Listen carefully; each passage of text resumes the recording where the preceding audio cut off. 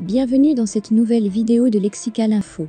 Manifestation de soutien aux autorités maliennes, à l'armée et aux Russes.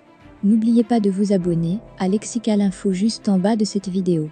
Les manifestants se sont surtout ralliés autour de leur armée et contre les sanctions ouest-africaines.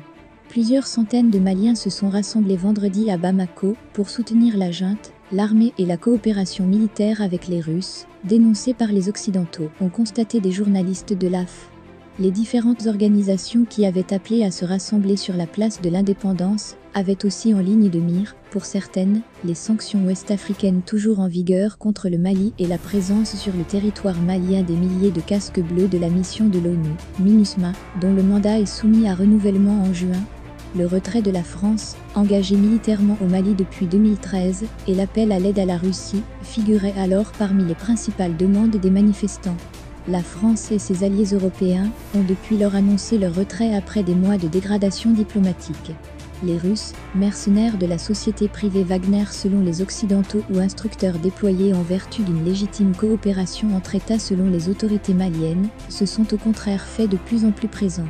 Des drapeaux russes ont été brandis vendredi par les manifestants. Certains ont déployé une banderole à bas la France, à bas la MINUSMA, à bas la CEDEAO, la communauté économique des États de l'Afrique de l'Ouest qui fait pression sur les colonels pour qu'ils rendent le pouvoir aux civils plus rapidement qu'ils ne l'entendent. Les manifestants se sont surtout ralliés autour de leur armée et contre les sanctions ouest-africaines. Parce qu'aujourd'hui, c'est l'armée notre espoir et notre unique espoir, disait Bakary Diarra, 37 ans et membre d'une organisation de jeunes. Oui, la France est partie.